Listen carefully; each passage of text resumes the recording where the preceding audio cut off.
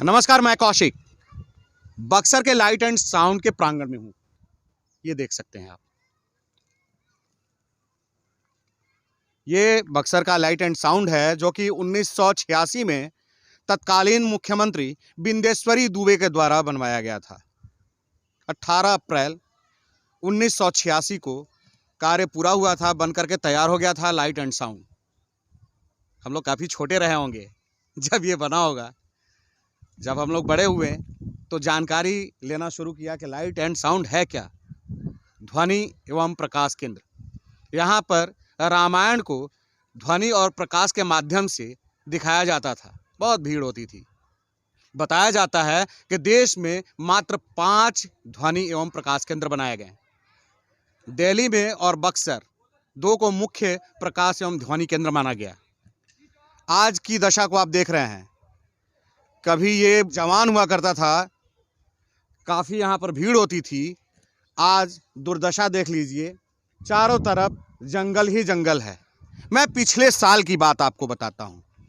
हमारे साथ कुछ युवा हैं, बक्सर के जाने माने लोग हैं, जाना पहचाना चेहरा है, आप सबको पहचानते हैं। ऋषिकेश त्रिपाठी जी हैं, अखिलेश पांडे जी हैं, चंदन चौबे कात्यायन, इनके साथ दर्जनों लोग यहाँ पर जुटते थे। मैं पिछले साल 2021 जनवरी और फरवरी की बात कर रहा हूँ, जिस समय इन लोगों ने एक मुहिम शुरू किया था लाइट एंड साउंड के जीर्णोद्धार को लेकर के। इसकी सफाई इन लोगों ने करना शुरू किया। सफाई किया, काफ़ी खूबसूरत होने लगा था। यहाँ का माहौल देखने लायक था। मैंने उस समय हालनामा में रिपोर्ट बना करके दिखाया भी था, कितने तरीके से युवाओं के द्वारा मेहनत करके इसको सजाया जा रहा था, फिर से संवारा जा रहा था। लेकिन आज की दशा देख लीजिए, 1 साल बाद, जनवरी का महीना है और पुनः पहले से भी भयावह स्थिति में है बक्सर का लाइट एंड साउंड। चलिए हम इन लोगों से बात करते हैं कि आखिर क्यों इन लोगों ने उस कार्य को स्थगित कर दिया, क्यों अपने मुहिम को रोक दिया। इन लोगों ने क्या सोच करके कार्य को शुरू किया था, इसका जीर्णोद्धार करना शुरू किया था, इसको संवारना शुरू किया था। आज ऐसी स्थिति में पुनः क्यों है लाइट एंड साउंड। जी नमस्कार। सबसे पहले क्यों है, दुर्दशा पे तो रोना आता ही है, लेकिन सबसे बड़ी चीज़ है कि किसी चीज़ पे आप अगर ख़ास मेहनत किए रहें और उसके बाद वो बेकार हो जाए तो ज़्यादा रोना आता है। ख़राब तब लगता है जब आप कुछ करना चाहें और आपको करने ना दिया जाए।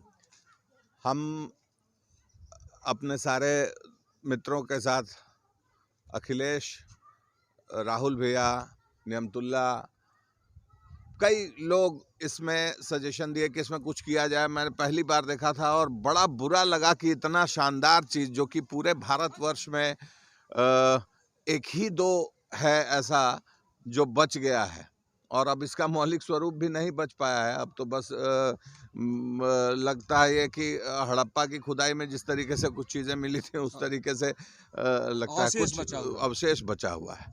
इसी अवशेष को ठीक करने के लिए यहाँ कहा जाता है कि इस इलाके में जो एनक्रोचमेंट एरिया है, ये जो बस्ती बस गई है, इन सब को लेकर के हम लोगों का एक था कि प्रशासन को एक चिट्ठी दी जाए जिसमें उनको कहा जाए कि यहाँ एक हाट बाज़ार विकसित किया जाए।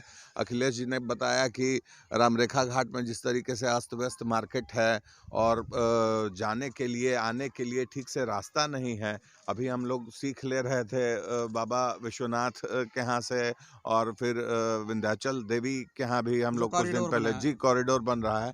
एक शानदार कार्यक्रम है और कॉरिडोर बनाना कुछ बड़ी बात, वही चीज़ें हैं, लेकिन उनको आप अपने कमरे में घुसते हैं और चादर फैला हुआ है, चप्पल इधर फेंका हुआ है, उन सारी चीज़ों को सुसज्जित करके ठीक ढंग से रख दिया गया है।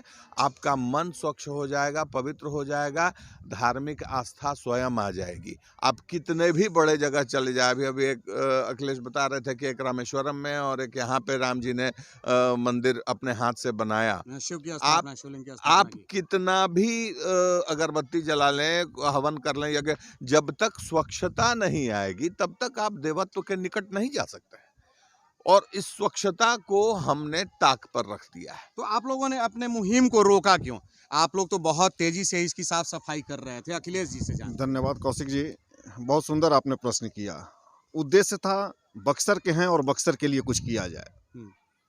बातों के क्रम में जैसा कि ऋषिकेश भैया ने बताया, चंदन थे, राहुल भैया थे, ये सभी लोग जो थे, हम लोगों ने जब प्लान किया था तो कुछ सोचा था। हमने सोचा था, पेशे से, चूंकि आपको मैं बता दूं हम शिक्षक हैं, हमारा उद्देश्य किसी प्रशासनिक व्यवस्था पर उंगली उठाना नहीं, बल्कि प्रशासनिक व्यवस्था को इस ओर इंगित करना था कि ऐसे जगह, ऐसे स्थल हैं। आप अक्सर सवाल उठा देते हैं बक्सर को कैसे बनाया जाए। एक बात बताइए, मिनी काशी के रूप में जाना जाने वाला बक्सर, ऐसा क्या है जिससे इसको मिनी काशी कहा जाए? लेकिन ऐसे समस्त चीज़ें हैं जिससे इसको मिनी काशी बनाया जा सकता है। अभी भैया बात कर रहे थे, मैंने उस मार्केट की बात कही थी। देखिए, जब होता है कि जब किसी व्यक्ति या कुछ लोग, कुछ समाज के ऐसे भी चेहरे होते हैं जो अपने को चमकाने में आपके उद्देश्यों को पीछे छोड़ देते हैं, तो बहुत सी परिस्थितियां, उन पर चर्चा करना बेकार है कि हम क्यों पीछे छूट गए और क्यों। उस समय कोरोना काल आ गया, एक साथ आप समूह में खड़े नहीं हो सकते थे, सोशल डिस्टेंसिंग का पालन था, या बहुत सी ऐसी समस्याएं थी। लेकिन ये बताइए कि क्या सोशल डिस्टेंसिंग के और कोरोना काल में वो मजदूर जो सड़क से बाहर थे, क्या वो परिवार नहीं थे? तो हम भी तो मजदूरी ही करने आए हुए थे इस बक्सर के हेतु। पर हम चूंकि वो चेहरे थे जो मजदूरी कर रहे थे, तो लोगों के लिए प्रश्न थे, और उनसे मजदूरी कराना, हम बक्सर को स्वच्छता का पर्याय मानते हैं। अंतर समझना है कि बक्सर को बक्सर बनाया कैसे जाए। आप देख रहे हैं 1.4 एकड़ का ये एरिया है। एरिया को पूरा दिखाया जाए, आप दिखाया जाए एक बार, 1.4 एकड़ का, इसमें कुछ बस्तियां बसी हुई हैं। नगर परिषद के मूल रूप से जो ऐसे पार्षद थे, कम से कम 10 से 11 पार्षद उस समय थे। उप पार्षद बबन सिंह भैया, इंद्र प्रताप सिंह, इंद्र प्रताप सिंह, ये सभी लोग आए हुए थे। इन लोगों से बात हुई, उन लोगों ने कहा कि देखिए एक ऐसी व्यवस्था है कि कहीं एक जगह एक कॉम्प्लेक्स टाइप का बना के इनको शिफ्ट किया जा सकता है। आप इतने बड़े एरिए को शहर में अछूता छोड़ दे रहे हैं, जो माने शहर का सबसे मुख्य भाग है, और मुझे लगता है कि जिसकी कीमत लगाना ही मूर्खता है। इस जगह को आप सजा सकते थे। आप शहर में खोजते हैं हम गाड़ियों की पार्किंग कहाँ कराएं, आपके पास इतना बड़ा स्पेस है। आप शहर में खोजते हैं कोई के बीच में आप शहर में खोजते हैं बड़ी मंडी कहाँ लगाई जाए, इतना बड़ा स्पेस है। और आप शहर में बहुत सी ऐसी चीज़ें हैं जिनके लिए आप चीज़ों का उपयोग करना चाहें। मैं ये नहीं कहता कि आप लाइट एंड साउंड को लाइट एंड साउंड की तरह जिंदा कर दीजिए, पर लाइट एंड साउंड के स्पेस को कुछ इस तरह से तो जिंदा कर दीजिए कि आपको लगे कि ऐसा कुछ था, और उसका नया प्रारूप अगर हमने दिया है तो उससे कुछ बेहतर दिया है। और तीसरी चीज़ है, हमारा प्लान था, हम शिक्षक थे, हमने सोचा था, आप देखें इस पर बैठने जैसी व्यवस्था है, थोड़ा सा इसको दिखाया जाए बाबू। आप देखेंगे स्टेप वाइज स्टेप बैठने की व्यवस्था बनी थी। हमारा प्रोग्राम था, हम सरकारी स्कूल के शिक्षक हैं, और हमने देखा है कि बहुत से ऐसे बच्चे होते हैं जो आज बहुत सी सुविधाओं का फ़ायदा नहीं उठा पाते हैं। उन बच्चों के बीच उनमें चयन किया जाए, प्रतिभा और प्रतिस्पर्धा जगाया जाए। हमने एक क्विज कॉन्टेस्ट कराने की सोची थी। शहर के हमने मुख्य वैसे लोगों से जो इसमें सहयोग की भावना रखते थे, हमने उनसे बात की थी, और वो पुरस्कार और इनामी राशि देने के लिए भी तैयार थे। हम चाहते थे कि यहाँ पे एक क्विज कॉन्टेस्ट हो, पूरे जिले के स्तर से, हर विद्यालयों से, हर सरकारी विद्यालयों से, प्राइवेट स्कूल के बच्चों से भी, उनके अभिभावकों से सहमति पत्र लेने के उपरांत एक क्विज कॉन्टेस्ट यहाँ कराया जाए, जिसमें से हम उन प्रतिभाओं को, उनको प्रतियोगी, आज चूंकि प्रतियोगिता का ज़माना है तो उनको प्रायोगिक बनाए। हम इस तरह उनके अंदर प्रतिस्पर्धा की एक जीवंत भावना डालें जो समाज के हेतु हो, ताकि कल जब उनको इस तरह की परिस्थिति का सामना करना पड़े तो वो कहीं कोई झिझक महसूस न करें। इससे क्या होगा, बच्चों के अंदर इस भावना का तो विकास होगा। वैसे बच्चे जो समाज से खुद को धीरे धीरे अछूते समझते जा रहे हैं, वो इस भावना से जुड़ते हुए आएंगे। उसमें शहर के बच्चे, प्राइवेट स्कूल के बच्चे होंगे, तो प्रतिस्पर्धा की ये भावना उनके अंदर आगे बढ़ने की क्षमता को जगाएगी। ये एक सबसे जरूरी था। दूसरा चीज़ हमारा था कि सरकार की ये ज़मीन है, आप समझ सकते हैं इसको, अगर अपना आप देख, केवल जितने में ये लाइट एंड साउंड है, तो ये आपके यहाँ और बैठने की व्यवस्था के दृष्टिकोण से देखा जाए तो आपके नगर भवन से 3 गुना ज़्यादा लोग यहाँ बैठ सकते हैं। तो किसी कार्यक्रम उसी तो आप अगर सामने बहुत सुंदर एक स्टेज ही बना देते हैं, बहुत सुंदर एक अच्छा मंच बना देते हैं, जिसपे कि बक्सर की पौराणिकता भी जिंदा रहे। आप देखेंगे ये कलाकृति जो बनाई गई है, इसमें कहीं ना कहीं हमारे इतिहास की झांकी भी है। तो इस तरह की पौराणिकता को हम इतिहास में अपने अंदर, जिस राम से हम बक्सर को जानते हैं, जिस विश्वामित्र से बक्सर को जानते हैं, जिस वामन भगवान से बक्सर को जानते हैं, जिस अहिल्या से बक्सर को जानते हैं, उनके द्वारा उनकी कुछ ऐसी कृतियों को उभारते हुए कुछ ऐसे सुंदर चित्रात्मक कृति बना दिए जाएं उन मंचों के साथ, और उन मंचों पर मंचन हो, तब जाकर ऐसा लगेगा कि इस जगह की उपयोगिता आ गई है। हमारा उद्देश्य था बक्सर के समस्त उन जगहों को जो शायद मितप्राय होने के कगार पे हैं, पर जिनकी उर्वरा क्षमता आज भी विद्यमान है, केवल ज़रूरत है सही रोपण की, सही पौधे लगाने की और उनको सही ढंग से विकसित करने की। निश्चित, तो मैं भी जिला प्रशासन से यह आग्रह करूंगा कि ये बक्सर के जो धरोहर हैं, मूल धरोहर हैं, इनको बचाने की ज़रूरत है, संवारने की ज़रूरत है। बक्सर के युवाओं के द्वारा पिछले साल जनवरी और फरवरी के महीने में ही इसको संवारने का काम शुरू किया गया था। हमारे साथ चंदन कात्यायन है, बक्सर के युवा हैं, जुझारू युवा कह लीजिए इनको, इनके द्वारा ही फ़ोन करके मुझे बुलाया गया था यहाँ पर। आपसे हम बात करते हैं। जी बिल्कुल। क्या बात हुई कि सफर को बीच में ही आप लोग छोड़ दिए? बहुत सारे छोटे छोटे कारण होते हैं, और एक सामाजिक कार्य में जब सब लोग उतरता है तो सामाजिक विषय भी बहुत सारे आ जाते हैं और व्यक्तिगत विषय भी बहुत सारे आ जाते हैं। तो छोड़ा नहीं गया था, इसको पूर्ण कर सुपुर्द किया गया था कि जिला प्रशासन इसकी आगे की कार्रवाई दी जाए। ये छोड़ा हुआ शब्द मुझे नहीं लगता है कि हम लोगों ने छोड़ दिया था।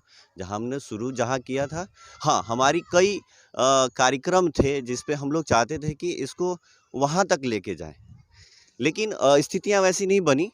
तो हम लोगों ने इसको जो मुहिम था कि इसे पहले साफ़ करना है, इसे साफ़ सुथरा करना है, ताकि राम का जो चरितार्थ यहाँ होता था उसको फिर से जागृत कर पाए। और राम का चरितार्थ क्या था कि भाई अहिल्या को पसाड़वत पड़े, अहिल्या को उन्होंने जागृत किया था।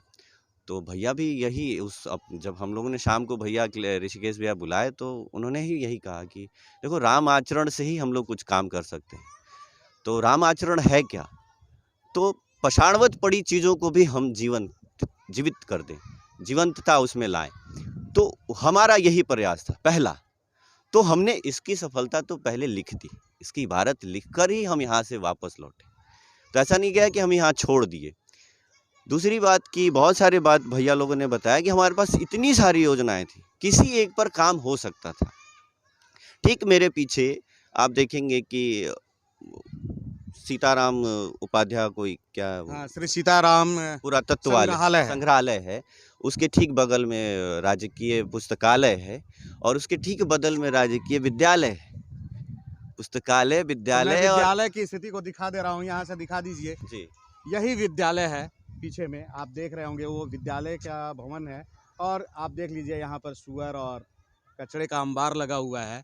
तो ये स्थिति है यहाँ का। चलिए बात को जारी रखिए। चारों चीजें, पुस्तकालय, संग्रहालय, विद्यालय और देवालय, और गंगा के तट पर हैं हम लोग हैं। तो ऐसा मनोहर दृश्य जो है ना उस बक्सर के पास है। लेकिन अफसोस और दुखपूर्ण की बात ये है कि ये मासिक पटल पर अपने भव्यता में नहीं है, जिसे जैसा होना चाहिए था, जैसा सिद्धाश्रम था, जैसा चरित्र वन के लिए जैसे रामायण में वाल्मीकि जी के तुलसी में सबने चरितार्थ किया है, वैसा कुछ भी यहाँ नहीं देखने को मिल रहा है। बावजूद इसके है भी और नहीं भी, विडंबना यही है। तो हम लोगों ने बहुत सारे जो प्रस्ताव भैया लोगों ने बताया, ये उनमें से एक और प्रस्ताव ये था कि ना हो तो इसको मर्ज किया जाए पुस्तकालय के साथ, क्योंकि ऐसा हम काशी हिंदू विश्वविद्यालय के छात्र होने के नाते वहाँ ऐसा हमेशा ओपन थिएटर रहता था, जहाँ बच्चे आते थे शाम को संवाद स्थापित करने के लिए अलग अलग विचारों को लेकर। तो कम से कम ये बहुत ही सस्ता और इसमें कोई लागत नहीं है, कोई प्रशासनिक राशि का ज़रूरत नहीं है, बस इच्छा शक्ति की ज़रूरत है। तो वो लेके आए और इसको मर्ज करना है तो पुस्तकालय के साथ कर दें, और अगर लाइट एंड साउंड को जिंदा करना है तो वो भी कर दें। मतलब जो संभव हो जाए इस जगह को जागृत कर दीजिए। चलिए, बहुत बहुत धन्यवाद। हमारे साथ पूर्व में पत्रकार रह चुके ऋषिकेश त्रिपाठी जी हैं। ये पहले पत्रकार भी रह चुके हैं, पत्रकारिता किया इन्होंने, उसके बाद आज शिक्षक हैं। मैं आपसे पूछ रहा हूँ कि आखिर प्रशासन ने आप लोगों की बातों को क्यों नहीं समझा? आप लोग जो इतने बड़े बड़े उद्देश्यों को लेकर के इसके जीर्णोद्धार का कार्य शुरू किया था, क्या अवरोध आया? इस बाबत तो हम नहीं कुछ कह सकते कि प्रशासन ने नहीं समझा। लगा होगा कि शायद बात को पहुंचाने का सलीका नहीं होगा हम लोगों के पास, एक ये भी कॉज हो सकता है। और दूसरा ये कि जब भी आप कुछ क्रिएटिव करने चलें, कुछ रचनात्मक करने चलें, तो रचनात्मकता व्यक्ति के हृदय, मस्तिष्क और सबके साथ, माने पूरे शरीर के साथ, मनोयोग के साथ आप अगर करें तभी वो पूर्ण हो पाता है।